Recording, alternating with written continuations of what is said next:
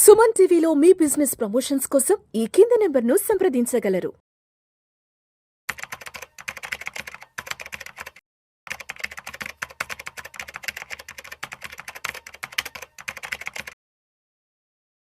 Welcome to Vishnu Talks. నేను విష్ణు. ప్రస్తుతంతో పాటు NIS and CRISIL certified wealth manager Revanth Chalamala ఉన్నారు. వారితో మాట్లాడదాం. నమస్తే రేవంత్. నమస్తే అండి. సో రేవంత్, లాస్ట్ 4 days నుంచి మార్కెట్లను అబ్జర్వ్ చేశారు కదా. ఎస్. పోయిన సోమవారం నుంచి గురువారం వరకు మార్కెట్లలో అయితే కంప్లీట్ ర్యాలీ రావడం జరిగింది. ప్రస్తుతానికి మార్కెట్లు 78,000 వద్ద గురువారం నాటికి మార్కెట్ క్లోజింగ్ అయింది. సెన్సెక్స్ విషయానికి వస్తే 78,553, నిఫ్టీ విషయానికి వస్తే 23,852 వద్ద క్లోజ్ అయింది. ఓవరాల్ గా ఈ వారంలో జరిగిన 4 సెషన్స్ లో కూడా మార్కెట్ బాగా రాణించడం జరిగింది. బాగా పాజిటివ్ గా క్లోజ్ అయింది. ఓవరాల్ గా ఈ 4 రోజుల్లో 26 లక్షల కోట్ల రూపాయల లాభం మార్కెట్ తీసుకోవడం జరిగింది.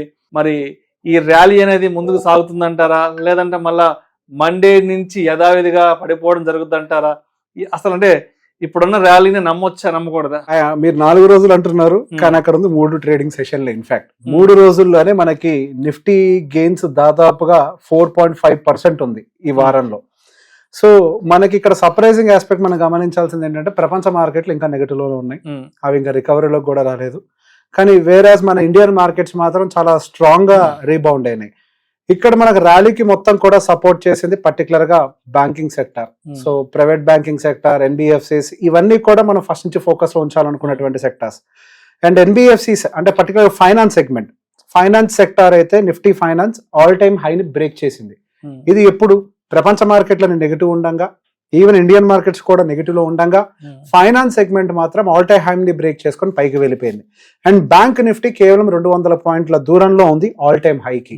వేరేస్ నిఫ్టీ మాత్రం దాదాపుగా ఇంకొక 8 to 10% ఇంకా దూరంలో ఉన్నప్పటికీ మనకి బ్యాంకింగ్ సెక్టర్ లో మాత్రం ఒక మంచి ర్యాలీ అయితే కనపడుతుంది. ప్రైవేట్ సెక్టర్ కూడా ఆల్మోస్ట్ ఆల్ టైమ్ హైకి వెళ్ళింది. పిఎస్యు బ్యాంక్స్ కూడా కొంతవరకు మార్కెట్ ని సపోర్ట్ చేశాయి.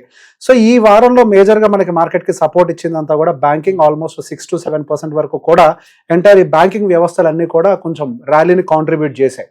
ఈ మంత్ మొత్తంలో కూడా మన మార్కెట్ ని స్టెబిలైజ్ చేసింది కూడా ఒక రకంగా ఈ బ్యాంకింగ్ రిలేటెడ్ సెగ్మెంట్స్ మాత్రమే. అండ్ ఈ వీక్ లో కానీ ఈ మంత్ లో కానీ ఒక ఐటీ సెగ్మెంట్ ఒకటి మాత్రం కొంచెం వీక్ అయింది. అండ్ ఈవెన్ మొన్న మనకి గురువారం రోజు అంటే గురువారం రోజు క్లోజింగ్ రోజు కూడా కేవలం ఐటీ సెగ్మెంట్ మాత్రమే మార్జినల్ నెగిటివ్ తో క్లోజ్ అయింది. దానికి గల కారణం విప్రోకి సంబంధించినటువంటి రిజల్ట్స్ బయటికి రావటము. విప్రో రిజల్ట్స్ అనేవి బాగానే వచ్చాయి, ఇన్లైన్ విత్ ఎస్టిమేట్స్ ఉన్నాయి, దాంతో ఎటువంటి సమస్య లేదు. కానీ వాళ్ళ యొక్క గైడెన్స్ విషయంలో మాత్రం కొంతవరకు వీక్నెస్ కనిపిస్తుంది. సో గైడెన్స్ కొద్దిగా వీక్ అవుతుంది. సో దాంతో పాటుగా వాళ్ళ మేజర్ ఆర్డర్స్ కూడా డ్రాప్ అవుతున్నాయి. సో బేసిక్గా ఈ కన్సర్న్స్ అన్ని కూడా నిన్న ఐటీ సెగ్మెంట్ లో కొంతవరకు సెల్ ఆఫ్ అయితే ట్రిగ్గర్ చేశాయి. కానీ మంచి విషయం ఇక్కడ కూడా ఒకటి ఉంది. ఏంటి అని అంటే, మనకి ఆ సెల్లింగ్ అనేది విప్రో వరకు పరిమితమై మిగతా ఐటీ సెగ్మెంట్స్ కొంతవరకు సపోర్ట్ చేసి ఎంటైర్ నిఫ్టీ ఐటీని మాత్రం పాజిటివ్ గా క్లోజ్ చేసే ప్రయత్నం అయితే చేశాయి. So when compare to the broader global markets, మన ఇండియన్ మార్కెట్స్ చాలా స్టేబుల్ గా ఉన్నాయి. ఇన్ఫాక్ట్ టారిఫ్ న్యూస్ ని కంప్లీట్ గా పట్టించుకోవడం కూడా మానేశాయి. సో మళ్ళీ యుఎస్ చైనా మీద ఇంకొక 100% టారిఫ్ ని పెంచింది. 145% వరకు మనకు అవగాహన ఉంది. తర్వాత ఇంకో 100% దాన్ని 245% వరకు కూడా తీసుకొని వెళ్ళింది. ఆ న్యూస్ మన మార్కెట్ రన్నింగ్ లో ఉన్నప్పుడే వచ్చింది. సో ఇమీడియట్ గా నేను చార్ట్ వైపు చూస్తుండే బ్రేకింగ్ న్యూస్ రాగానే కొంచెం కూడా మన మార్కెట్స్ దానికి పెద్దగా రియాక్ట్ అన్నట్టుగా కనిపించలేదు. సో ఇండియన్ స్టాక్ మార్కెట్స్ మనం ఇంతకు ముందు కూడా అనుకున్నట్టుగా పెద్ద ఎత్తున ఇంపాక్ట్ టారిఫ్ రిలేటెడ్ ఉండకపోవచ్చు. ఏదైనా ఉంటే కేవలం ఆర్డర్ బుక్స్, అది కూడా ఐటీ సెగ్మెంట్ వరకు ఆర్డర్ బుక్స్ మీద కొంత ప్రభావితం చూపిస్తుంది. కానీ పెద్ద ఎత్తున ఇండియన్ మార్కెట్స్ లో అయితే పెద్ద ప్రాబ్లం చూపిస్తున్నట్టుగా అయితే కనిపించట్లేదు. ఇన్ఫాక్ట్ ఈ ఐటీ టారిఫ్ రిలేటెడ్ టెన్షన్స్ మనకి థ్రెట్ కంటే కూడా బలంగా మారే అవకాశాలు ఎక్కువగా ఉన్నాయి. సో చైనా ఇండియా తోటి డీల్స్ చేసుకునే ప్రయత్నం చేస్తుంది. ఇండియా నుంచి ఇంపోర్ట్స్ పెంచుకోవడానికి ప్రయత్నం చేస్తుంది వాళ్ళ దగ్గరికి. ఇప్పటి వరకు మనం చాలా శాతం అక్కడి నుంచి ఇంపోర్ట్ చేసుకుంటున్నాం. ఇప్పుడు మన దగ్గర నుంచి కూడా ఇంపోర్ట్ చేయడానికి వాళ్ళు రెడీ అవుతున్నారు. అండ్ దాంతో పాటుగా ఈవెన్ మన ఇండియాలో కూడా వాళ్ళు మ్యానుఫ్యాక్చరింగ్ సెటప్స్ ని చేయడానికి ప్రయత్నిస్తున్నారు. ఆ ఒక దేశం మీద ఎక్కువ టాక్సేషన్ ఉండటం వల్ల అక్కడి నుంచి కనుక వాళ్ళు ఎక్స్పోర్ట్స్ చేసినట్లయితే వాళ్ళ బిజినెస్ ఇంపాక్ట్ అవుతుందన్న భయంతో వాళ్ళు వేరే ఇతరతర దేశాలు అంటే వాళ్ళ యొక్క దారిని వెతుక్కునే ప్రయత్నం చేస్తున్నారు. ఇంతకు ముందు వియత్నాం నుంచి కొన్ని ఎక్స్పోర్ట్స్ వెళ్తుండేవి, China to Vietnam, Vietnam to USA ఇట్లా వెళ్తుండేవి. సో ఈ ప్రాసెస్ అంతా కూడా డిఫికల్ట్ అవుతుంది కాబట్టి. అండ్ ఈవెన్ ఇప్పుడు ప్రపంచానికి కూడా కొన్ని విషయాలు క్లారిటీ వచ్చాయి. మ్యానుఫ్యాక్చరింగ్ అనేది వన్ సింగిల్ పాయింట్ లో ఎక్కువ సెంట్రలైజ్డ్ డెవలప్మెంట్ జరగటం వల్ల ఇట్లాంటి వాణిజ్య యుద్ధాలు జరిగినప్పుడు, ఇట్లా ట్రేడ్ వార్స్ జరిగినప్పుడు కంప్లీట్ గా ఎకో సిస్టమే డిస్టర్బ్ అవుతుంది. కాబట్టి ఈవెన్ ఇప్పుడు మ్యానుఫ్యాక్చరింగ్ ఇండస్ట్రీని కూడా 4 వైపులుగా స్ప్రెడ్ చేసే ప్రయత్నం అయితే ఈవెన్ అన్ని దేశాలు ఆలోచించే దాంట్లో పడ్డాయి. సో గోయింగ్ ఫర్దర్ ఇండియాకి అయితే ఈ పర్టికులర్ టారిఫ్ రిలేటెడ్ న్యూస్ వరంగానే మారే అవకాశాలు ఎక్కువగా ఉన్నాయి. ఇది ప్రాబ్లం అయ్యే అవకాశాలు ఎక్కువగా లేవు. సో దానికి రెసిలియంట్ గానే మన ఇండియన్ మార్కెట్స్ కూడా ఇప్పుడు రియాక్షన్ చూపించాయి. ఇన్ఫాక్ట్ టారిఫ్ వల్ల ఎక్కడి నుంచి అయితే పడిందో మార్కెట్, అంటే 23,800 దగ్గర నుంచి అక్కడి నుంచి మార్కెట్ పడింది మనకి నిఫ్టీ, అండ్ ఆల్మోస్ట్ ఇప్పుడు అక్కడికి వెళ్ళిపోయింది. మళ్ళీ 23,850 దగ్గర క్లోజింగ్ ఇచ్చింది. ఇన్ఫాక్ట్ టారిఫ్ అనౌన్స్ చేయక ముందు ఏదైతే పెద్ద ఎత్తున టారిఫ్ అనౌన్స్ చేశారో దానికంటే ముందు క్లోజింగ్ రాలే, దానికంటే పైన 23,800 పైన క్లోజింగ్ రాలే. కానీ ఈ రోజు వచ్చింది closing despite of all odd news. And going further as కొంతవరకు ఇంకా యుఎస్ మార్కెట్స్ లో అయితే అన్స్టెబిలిటీ ఇంకా అయితే ప్రాబ్లం కొనసాగుతుంది. సో మొన్న రఘురామ్ రాజన్ గారు మన RBI farmer governor fed chairman గారితో ఒక ప్రోగ్రామ్ చేశారు, ఒక ఇంటర్వ్యూ లాగా కండక్ట్ చేశారు. సో ఆ ఇంటర్వ్యూలో ఎకానమీకి సంబంధించి కొన్ని డిస్కషన్స్ వస్తున్నప్పుడు ఫెడ్ చైర్మన్ గారు కొన్ని విషయాలు క్లియర్ గా చెప్పారు. అన్ఎంప్లాయ్మెంట్ రేట్ మాకు పెద్ద ఎత్తున ఏమీ కన్సర్న్ గా లేదు, జాబ్ స్టెబిలిటీ అయితే కొంతవరకు కనిపిస్తుంది, పెద్ద ఎత్తున ఉద్యోగాలు కూడా ఎవరు మారట్లేదు. సో ఇన్ఫ్లేషన్ కూడా కొంతవరకు కూల్ గానే ఉంది. ఇదంతా మంచి వార్తే. కాకపోతే టారిఫ్ రిలేటెడ్ టెన్షన్స్ మాత్రం యుఎస్ఏ మీద చాలా ఎక్కువగా ప్రభావాలు చూపించే అవకాశాలు ఉన్నాయి. సో మేము ఇప్పుడు వస్తున్నటువంటి లో ఇన్ఫ్లేషన్ ని మాత్రం మేము పెద్దగా కన్సిడర్ చేయము. ఒక్క డేటాను చూసేసి ఇంట్రెస్ట్ రేట్ కట్టిస్తామంటే మేము అట్లా ఇవ్వము. ఈ టారిఫ్ రిలేటెడ్ ఇంపాక్ట్ ఎలా ఉండబోతుంది అనేది మరికొన్ని డేటా పాయింట్స్ కూడా మేము అబ్జర్వ్ చేసిన తర్వాతనే ఫెడ్ ఇంట్రెస్ట్ రేట్ కట్ గురించి ఆలోచిస్తామని చెప్పారు. దానివల్ల బుధవారం నాటి యుఎస్ మార్కెట్స్ కరెక్ట్ అయినాయి. బట్ మన గురువారం రోజు మన మార్కెట్స్ దానివల్ల గ్యాప్ డౌన్ అయినప్పటికీ మొత్తం గెయిన్స్ తీసేసుకున్నాయి. కింద నుంచి బాటమ్ నుంచి బయింగ్ వచ్చింది, మార్కెట్ పైకి వెళ్ళిపోయింది. చాలా రెసిలియంట్ గా స్ట్రాంగ్ గా ఎవరు ఊహించని క్లోజ్ ని మన మార్కెట్ చేయడం అయితే జరిగింది. దానికి కొన్ని అడ్వాంటేజెస్ కూడా మన ఇండియాలో కనిపించాయి. మన ఇండియన్ ఇన్ఫ్లేషన్ డేటా బయటకు వచ్చింది. సో ఎక్స్పెక్టెడ్ కంటే కూడా తక్కువ వచ్చింది. ఫిబ్రవరిలో సమ్వేర్ 3.6 ఏదో ఉంటే ఇప్పుడు 3.3 ఏదో ఉన్నట్టుంది. ఎగ్జాక్ట్ గా నాకు పాయింట్ గుర్తులేదు, బట్ తగ్గింది. ఎక్స్పెక్టేషన్స్ కంటే కూడా తగ్గింది. సో ఇక్కడ ఇన్ఫ్లేషన్ తగ్గటము అనేది మంచి విషయమే. కాకపోతే ఇక్కడ ఇంకో కన్సర్న్ ఏముంటుంది అంటే ఇన్ఫ్లేషన్ ఎందుకు తగ్గింది? మార్కెట్ లో జనాల దగ్గర బయింగ్ పవర్ లేకపోవడం వల్ల తగ్గిందా, మ్యానుఫ్యాక్చరింగ్ లో డిమాండ్ తగ్గడం వల్ల తగ్గిందా, లేకపోతే నిజంగానే ఖర్చులు తగ్గాయా? ఇట్లా ఈ విధానంలో ఆలోచించే ప్రయత్నం చేసి టోటల్ డేటాస్ అబ్జర్వ్ చేస్తే total inflation down side slide చేయడానికి ఫుడ్ ఇన్ఫ్లేషన్ తోడ్పడింది. మొన్న సెప్టెంబర్ అక్టోబర్ వరకు ఫుడ్ ఇన్ఫ్లేషన్ 11% దగ్గర ఉంది, 10.95% దగ్గర ఉంది. అట్లాంటి ఒక ఫుడ్ ఇన్ఫ్లేషన్ ఇప్పుడు 2.95% కి ఫట్మన్ కిందకి పడిపోయింది.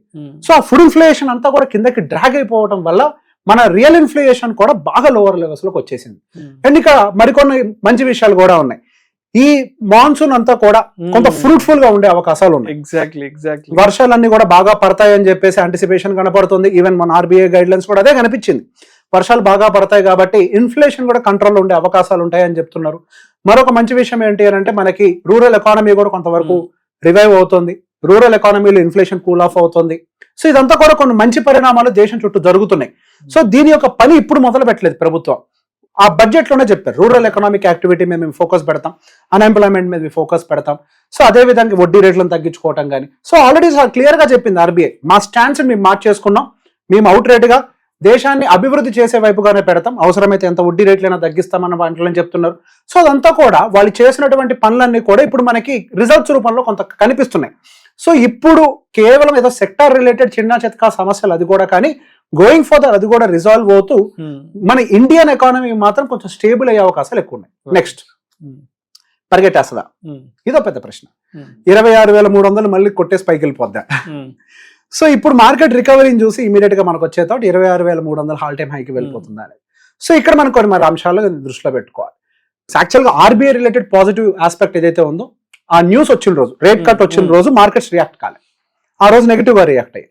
సో ఆ రేట్ కట్ కి సంబంధించిన న్యూస్ ని స్లోగా ఫ్యాక్టర్ చేసుకుంటూ ఇప్పుడు మార్కెట్స్ అనేవి పైకి వెళ్ళాయి. సో ఏదైతే ఆర్బీఐ రిలేటెడ్ పాజిటివ్ న్యూస్ ఉందో అది నిన్నటి వరకు అయితే ఫ్యాక్టర్ అయిపోయింది. ఇప్పుడు మార్కెట్ అనేది ఒక క్రూషియల్ రెసిస్టెన్స్ జోన్ లో ఉంది. దాదాపుగా మనకి 3-4 సార్లు అక్కడి నుంచి రిజెక్ట్ అయ్యే ప్రయత్నాలు కూడా చేస్తుంది మార్కెట్. సో బేసిక్ గా ఈ పాయింట్ లో కొంతవరకు ఆ ఫైట్ కూడా, అంటే బయర్స్ కి సెల్లర్స్ కి మధ్యలో ఒక స్ట్రాంగ్ ఫైట్ జరిగే అవకాశాలు ఉన్నాయి. సో గోయింగ్ ఫర్దర్ ఈ కార్పొరేట్ రిజల్ట్స్ కూడా ఉన్నాయి. ఇంకా మనం వీడియో చేసే టైంకి అయితే హెచ్డిఎఫ్సి ఐసిఐసిఐ రిజల్ట్స్ అయితే రాలేదు. ఈ రోజు హెచ్డిఎఫ్సి ఐసిఐసిఐ రిజల్ట్స్ ఉన్నాయి, దాంతో పాటుగా ఇన్ఫోసిస్ టీసీఎస్ కూడా రిజల్ట్ ఉంది. సో బేసిక్ ఈ రిజల్ట్స్ అన్ని కూడా గమనించుకుంటూ నెక్స్ట్ మార్కెట్ డైరెక్షన్ ఏంటి అనేది డిసైడ్ అవుతుంది. సో పాజిటివ్ రిజల్ట్ వచ్చింది అనుకోండి, హెచ్డిఎఫ్సి కానీ ఐసిఐసి కానీ పాజిటివ్ రిజల్ట్ ని డెలివర్ చేసింది, ఇన్ లైన్ విత్ ఎస్టిమేటెడ్ అనుకోండి, మార్కెట్ పట్టించుకోదు. ఎందుకంటే ఆల్రెడీ దానికి కావాల్సిన ర్యాలీని తీసుకుంది. ఒకవేళ అట్లా కాకుండా అబ్నార్మల్ సూపర్ రిజల్ట్ డెలివర్ చేసింది, ఒక మంచి గైడెన్స్, అసలు మనం ఊహించని గైడెన్స్ కనుక డెలివరీ చేశారనుకోండి, ఇప్పుడున్న రెసిస్టెన్స్ అన్నింటిని బ్రేక్ చేసుకుంటూ పైకి వెళ్తుంది మార్కెట్. కానీ కొంచెం డిసప్పాయింట్మెంట్ ఉన్నా కానీ మళ్ళీ ఇది ఒక స్వింగ్ హైగా ఫామ్ అయ్యి మళ్ళీ కన్సాలిడేషన్ లోకి వెళ్ళే అవకాశాలు కూడా ఉన్నాయి. సో ఇది రిజల్ట్ సీజన్ కాబట్టి గోయింగ్ ఫర్దర్ మార్కెట్ అంతా ఫండమెంటల్ ఆస్పెక్ట్స్ మీదనే ఫోకస్ పెడుతుంది. కంపెనీ యొక్క రిజల్ట్స్ ఏంటి అండ్ దానికి సంబంధించినటువంటి గైడెన్స్ ఏం రాబోతుందో చూసుకొని కంపెనీ రియాక్షన్స్ ఇస్తుంది. కానీ ఈ ర్యాలీ ఇదే స్పీడ్ తో అయితే కొనసాగే అవకాశాలు ఇంకెక్కువగా లేవు. సో మొత్తానికి ఇప్పుడు 21 ఏప్రిల్ మండే నుంచి మరి ఈ 4 రోజులు వచ్చిన ర్యాలీ ఎక్స్పెక్ట్ చేయొచ్చు అంటారా, లేదంటే మళ్ళా మండేకి ఏమైనా సిచ్యువేషన్స్ తిరగబడే అవకాశం ఉందంటారా? ఒకవేళ మండే నుంచి సిచ్యువేషన్స్ తిరగబడే నెగటివ్ ఆస్పెక్ట్స్ ఏమన్నా చుట్టుముడతాయి మార్కెట్, ఏమున్నాయంటారు అసలు? పోయిన మార్చ్ నెలలో గ్రీన్ క్యాండిల్ పడ్డది, ఒక సిరీస్ ఆఫ్ 5 రెడ్ క్యాండిల్స్ తర్వాత 5 or 6 రెడ్ క్యాండిల్స్ తర్వాత ఒక మంచి గ్రీన్ క్యాండిల్ మనకు పడ్డది, పెద్ద క్యాండిల్ పడ్డది మార్చ్ లో. సో ఏప్రిల్ లో కూడా ఫర్ నౌ మనం అయితే గ్రీన్ క్యాండిల్ లోనే ఉన్నాము. ఎంటైర్ సిరీస్ లో దాదాపు ఒక 1.4% మనకి గ్రీన్ లో కనిపిస్తుంది మార్కెట్. సో నా ఎక్స్పెక్టేషన్ ప్రకారం మార్కెట్ ఈ నెల గ్రీన్ లోనే క్లోజ్ అవుతుంది. సో గ్రీన్ లో క్లోజ్ అవుతుంది అంటే ఇక్కడ నుంచి ఇంకెక్కువ పైకి వెళ్తుంది అనేది అయితే మనం ఎక్కువగా పెట్టుకోలేం. ఎందుకు, బేసిక్ గా స్వింగ్ అనేది చాలా పెద్దగా క్రియేట్ అయింది ఈ నెలలో. మనకి ఈ నెలలోనే 21,700 వరకు కూడా లోన్ క్రియేట్ చేసింది టారిఫ్ టెన్షన్స్ వల్ల. మళ్ళీ అక్కడి నుంచి 23,800 వరకు కూడా పైకి ర్యాలీ అయింది. అంటే సుమారుగా 2,000 పాయింట్లు కూడా ఒకటే నెలలో కిందకి రావటం మళ్ళీ పైకి వెళ్ళటం, ఈ యాక్టివిటీ అంతా కూడా ఒకటే నెలలో జరిగింది. సో హ్యూజ్ వాలటాలిటీ క్రియేట్ అయింది.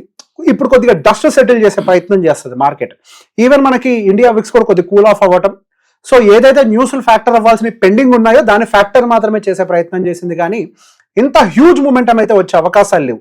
But end of the day markets ఈ ఇయర్ ఎండింగ్ అట్లీస్ట్ 26,000 టచ్ అవుతాయని అంటే టచ్ కాకపోవచ్చు అని నేను అనుకుంటున్నాను. Thank you so much Revanth. Most welcome.